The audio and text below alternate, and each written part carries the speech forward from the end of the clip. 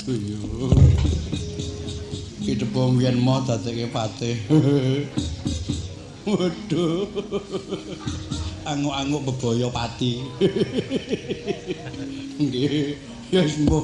Dadi bumi anget apa bumi areng ya sembuh. Nggih, kalah. Apa namung setunggal patih mandra ing ngabdipun Prakuta. Mun ngampil senjata nengkala kula badhe ngamuk.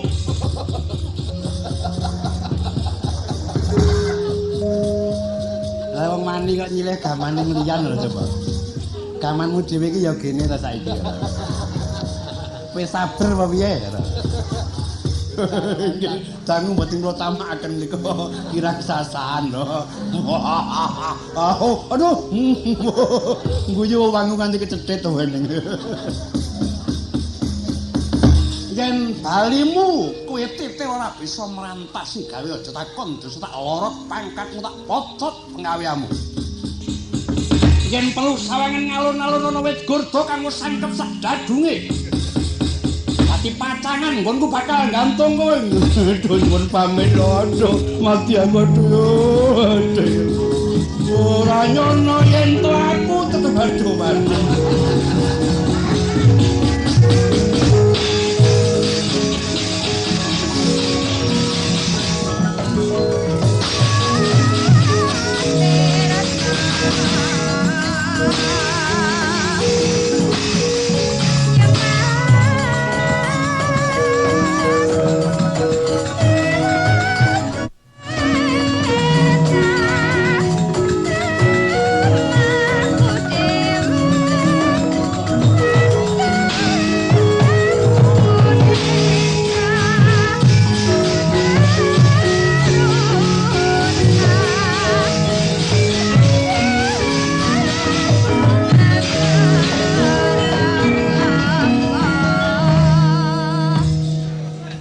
Sami-sami patih sinuwun. Nggih, pripun?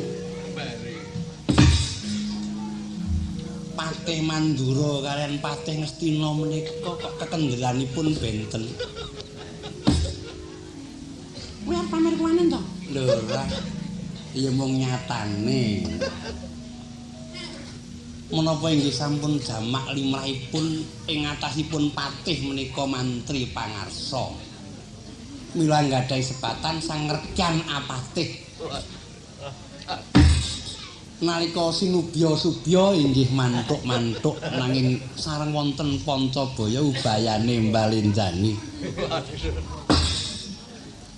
Ing atasipun satunggaling patih dipun duta dening Ratu Gustenipun kok mundure karo bengok-bengok nangis menika menapa inggih sampun sak mesthenipun. Sampeyan wani kula kengken lah menawi kula mangkir rumiyin mawi tangan rumiyin. Ora wong jare wani iki dadi maju ora coba. Tane maju mesti ngrampungi gawe. Lamun tumadhong paringipun Koko Prabu samangke Yai Prabu mboten kepek. Mboten wonten ginanipun sumengka tumuli kondure negari Ngastina kapareng lerem ing negari Mandura lan rumiyin. Labet sampun dangu mboten pepanggihan ana ing manah tan bangkit sinayudan Yai badhe kula kanthi manjing sarting Daturaya. Menawi ingkang ngraka Yayi Ratu Herawati kula kanthi kembul Bucana Ndrawina. Mangke purnaning pambucanan gentos nglajengaken prakawis menika. Ih, mboten langkung ngaturaken kenging panuwun tanpa pamit. Mekaten ugi Bapak Druna. Inggih sinuwun namung ngandherek kemawon. Yayi Prabu Ngawangga Aja Keri. Muli mboten langkung dados digongestaken dawuh. Paman Arya Sengkuni wonten pangendika ing dawuh. Ngiras pantes Ambu Parna kang sami mara sibuk. Purnaning bubaran si paman tumunten semusul manjing salebeting sasana pambucanan. Kawula loro libet lan dhateng sedika ngestakaken dawuh.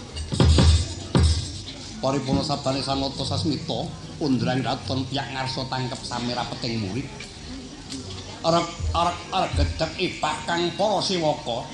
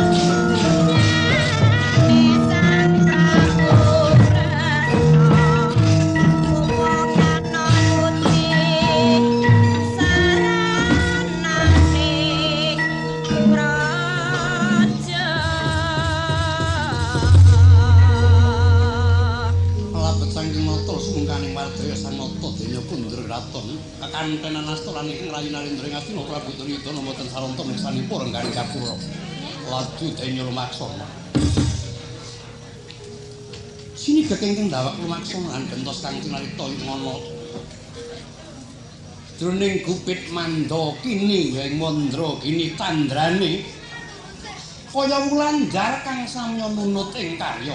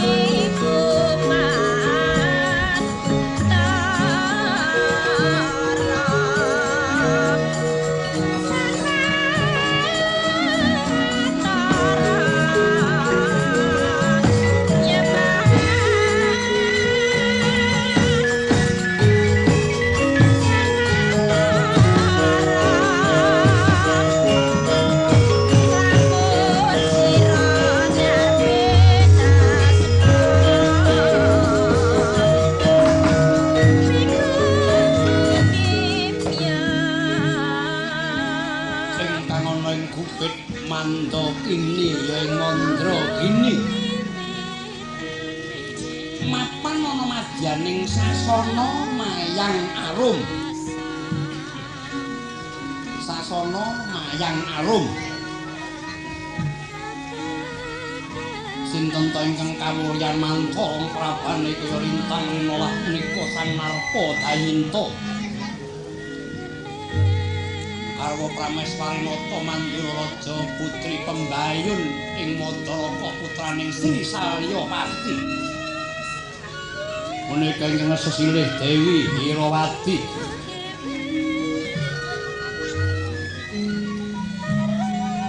asesilih Dewi Irawati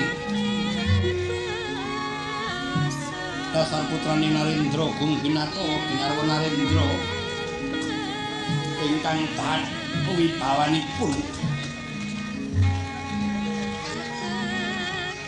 ora jeneng kalamun katingal malila saisining kedaton tanana timbang dasar pintrange disarwa ngadi busana